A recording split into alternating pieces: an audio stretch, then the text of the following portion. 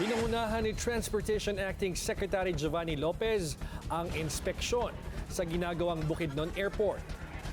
Oras na matapos ito ay inaasahang magpapalago ito hindi lang ng turismo kundi pati ng ekonomiya ng probinsya.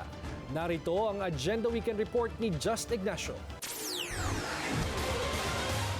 Lumapag ang unang probing flight sa ginagawang Bukidnon Airport. Mismong si Transportation Secretary Giovanni Lopez ang sumakay rito para makita kung ligtas at maayos ang paglapag ng mga eroplano. Sinilip din ng kalihim ang arrival area, passenger terminal building at control tower ng paliparan.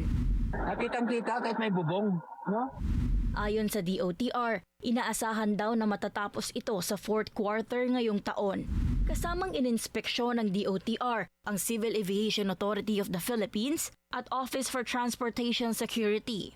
Malaking bagay daw kasi, ani Lopez, na agad na itong matapos dahil marami itong matutulungang taga Mindanao, gaya ng mas malagong ekonomiya, turismo at maliliit na negosyo. Moderno na rin daw ang disenyo ng nasabing airport.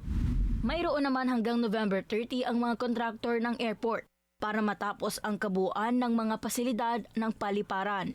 Yan ay para masimulan na ang turbopropeller commercial operations pagdating ng December 2026.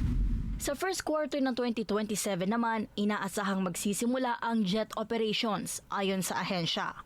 Makikipagtulungan din ang DOTR at CAAP sa lokal na pamahalaan na kaugnay sa issue sa right-of-way.